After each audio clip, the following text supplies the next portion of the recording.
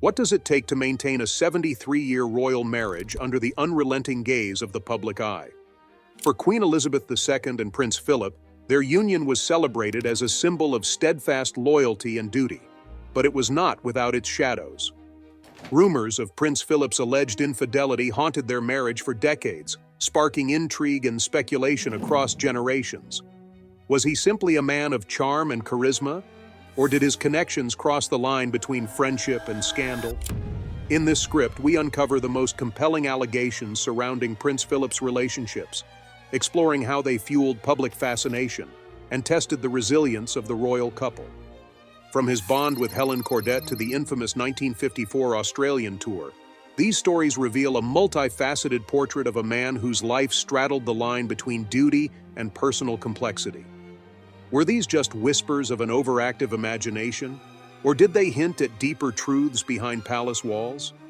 And most importantly, how did the Queen navigate the delicate balance between private trials and public image? Let's delve into some famous incidents regarding this. Helen Cordet. A mystery in the Alps. Prince Philip's life was one of duty and loyalty to the crown, but it was also marked by persistent whispers of intrigue and romance. Among the many names associated with him, Helen Cordet stands out as one of the most enigmatic. A French-born singer and actress of Greek descent, Helen shared a connection with Philip that began long before his life as the Queen's consort. Their relationship remains a focal point for royal observers and historians alike, blending charm, mystery, and scandal into a single narrative. Helen Cordet's story begins in the picturesque setting of Luc, Switzerland, where her family owned a grand villa. It was here, as a young naval officer, that Philip became acquainted with the Cordet family. Their shared Greek heritage forged an initial bond, but the proximity and frequent visits soon became fodder for speculation. Philip, already known for his social ease and charisma, was a natural fit in this vibrant social circle, and his interactions with Helen became a topic of quiet gossip among those who witnessed their camaraderie. The story took a more salacious turn when Helen, after divorcing her husband, gave birth to two children, Max and Louise. Choosing to keep the identity of their father a secret, Helen stirred the curiosity of many. What added fuel to the fire was Philip's prominent role in their lives. He became the godfather to both children, a gesture that went far beyond mere formality. For some, this connection was innocent and indicative of Philip's long-standing friendship with the Cordet family. For others, it was a subtle yet undeniable hint at something deeper. The intrigue didn't stop there. Max, Helen's son, was sent to study at Gordonstoun, the Scottish boarding school where Philip himself had been educated. This decision, seemingly innocuous, raised more eyebrows. Gordonstoun was known for its close association with the royal family, making it an unlikely choice for someone without significant ties to the monarchy. Was this mere coincidence, or was there a deliberate effort to align Max's upbringing with that of the royal lineage?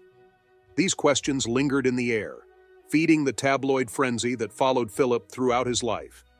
The media, though more restrained in the mid-20th century than in later years, took great interest in Helen's story.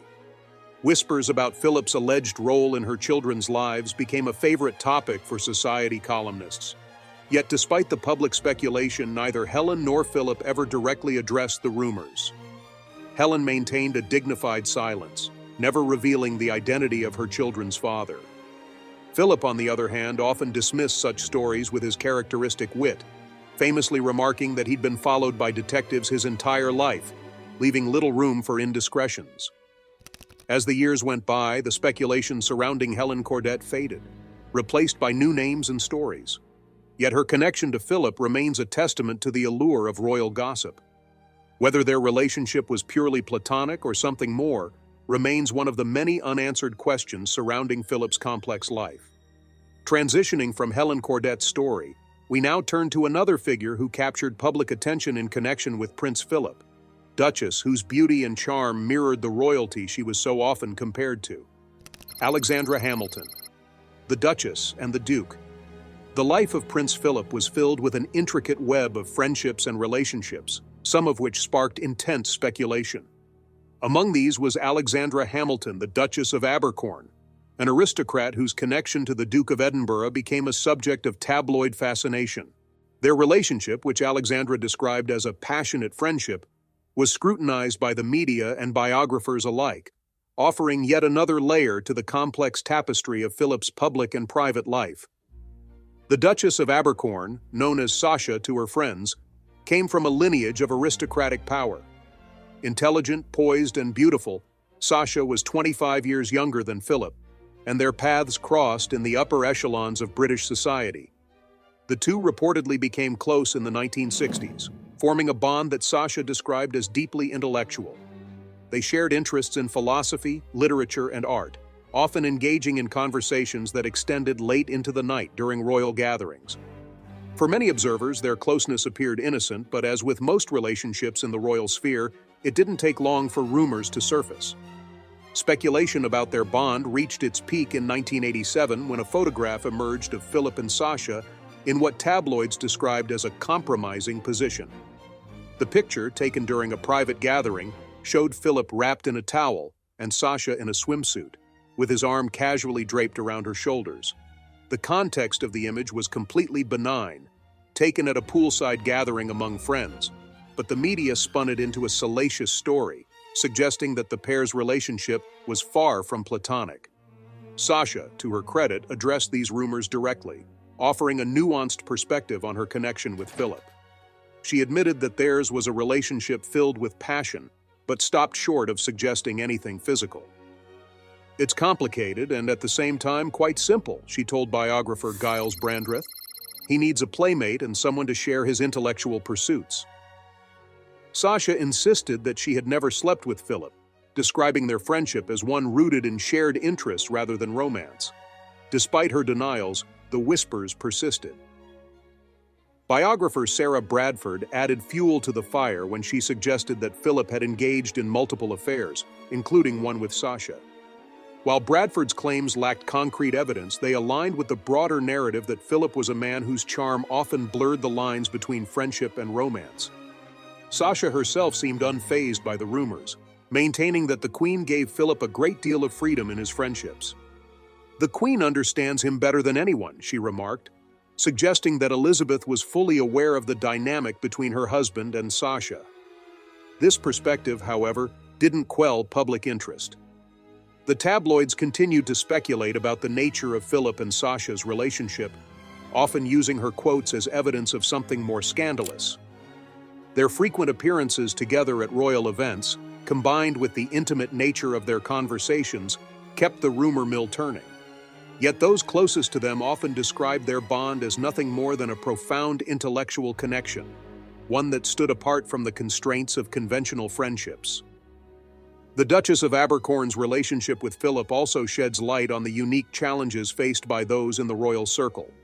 For Sasha, being close to a figure as high-profile as Philip meant navigating a fine line between loyalty and public perception. She often spoke of the pressures of being in his orbit, particularly when their interactions were misinterpreted by the media. "People want to see what they want to see," she once said, a statement that encapsulates the broader struggles of anyone tied to the royal family. Philip, for his part, maintained his characteristic silence on the matter.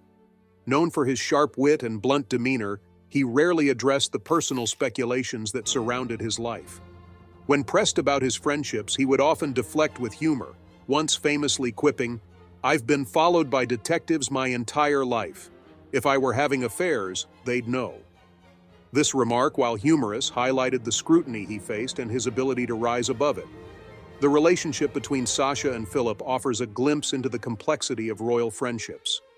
It was a bond that thrived on mutual respect and shared passions, yet one that was constantly overshadowed by rumors of romance.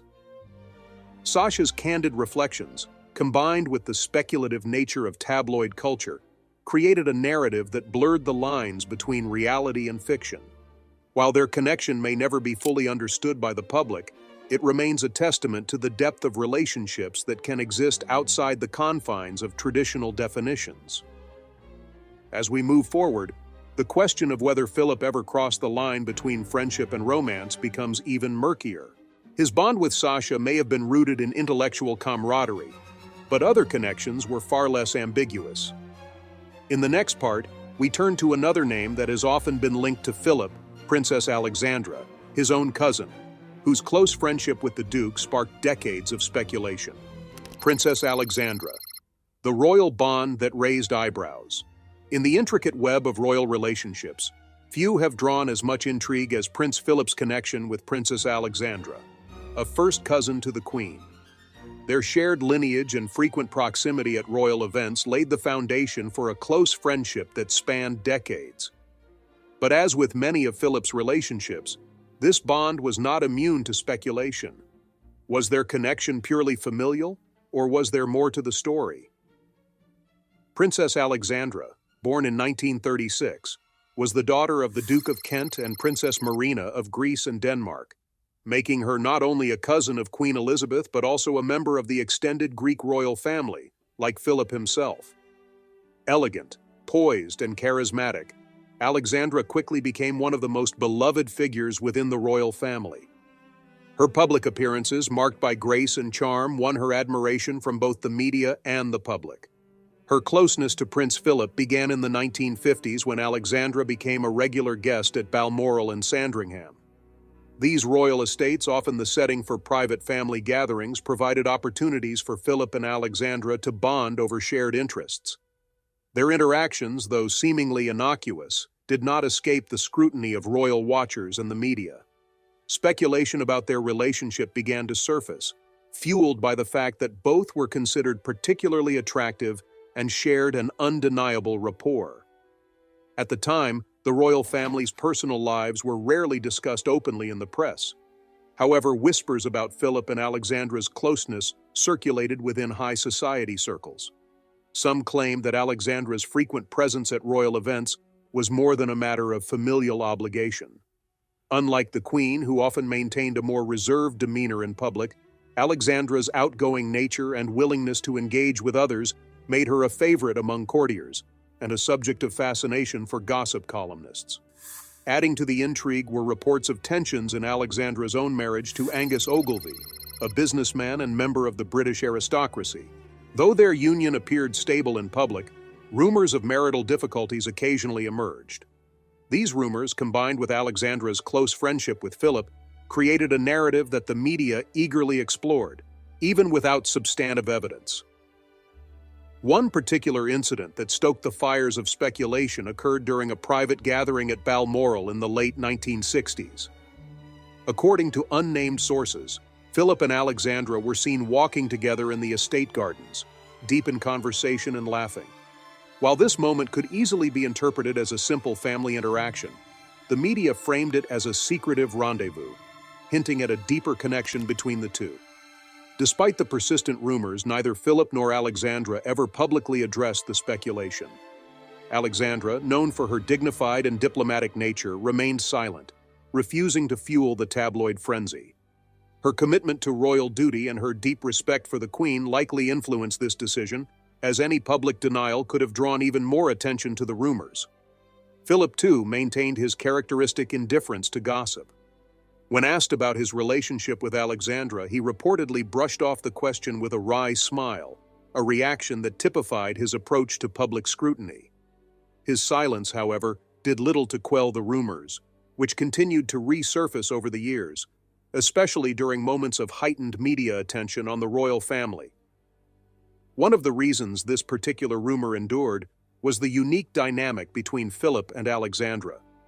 Both were independent thinkers within the constraints of royal tradition, and their shared Greek heritage gave them a connection that few others in the royal family could fully understand. This bond, while likely platonic, was interpreted by outsiders as evidence of something more. In the absence of clear denials, the media was free to speculate, often blending fact and fiction to create a compelling narrative. The Queen's reaction to these rumors, like her approach to many of the challenges faced by the monarchy, was one of quiet composure.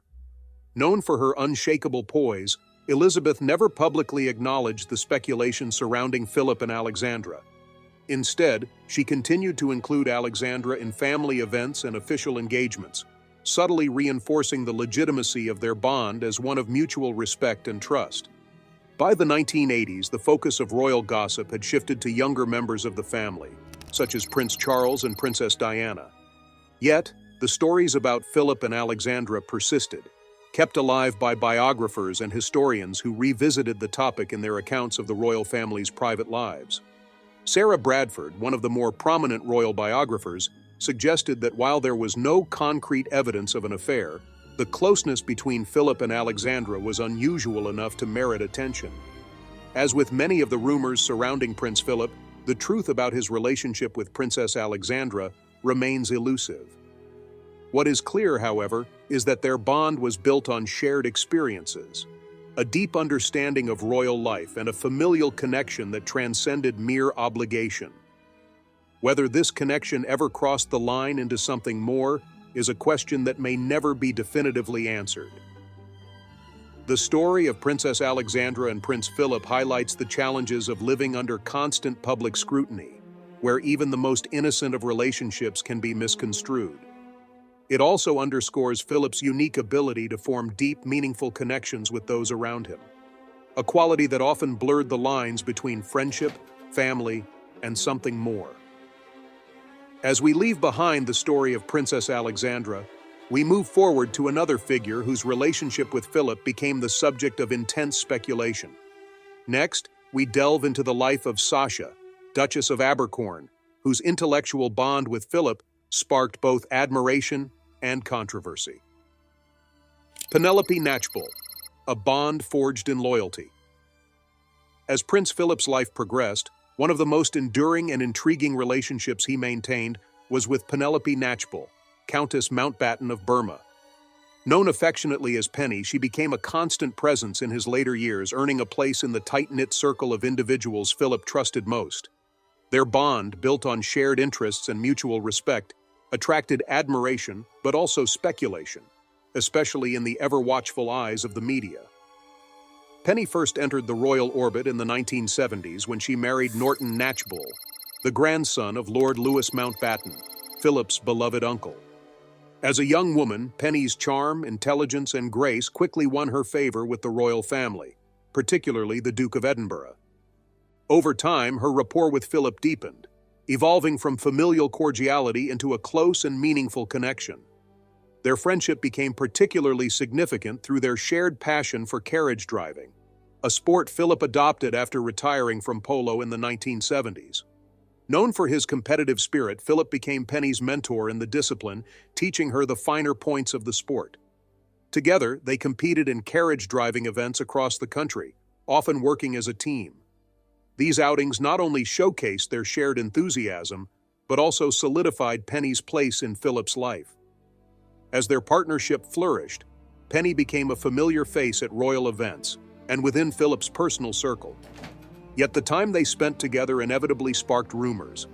The media, quick to sensationalize any relationship associated with Philip, painted their bond as something far more romantic than it appeared. However, those closest to the royal family consistently described their connection as rooted in shared interests and unwavering loyalty. Penny's significance in Philip's life grew during moments of personal difficulty. In the 1990s, her marriage to Norton Knatchbull faced turmoil, with Norton eventually leaving her for another woman. Around the same time, Philip's health began to decline, and his public engagements became less frequent. With the Queen's demanding schedule limiting her availability, Penny stepped in as a trusted companion. Her visits to Sandringham, Windsor, and other royal estates became a source of comfort and stability for Philip in his later years. Despite the inevitable gossip, Philip and Penny maintained their friendship with dignity, rarely addressing the rumors. The Queen's approval of Penny's presence further silenced critics. Far from being threatened by their bond, the Queen reportedly valued Penny's role in Philip's life, understanding that her husband thrived on companionship and intellectual stimulation. This quiet acceptance underscored the Queen's confidence in her marriage and her respect for Philip's individuality.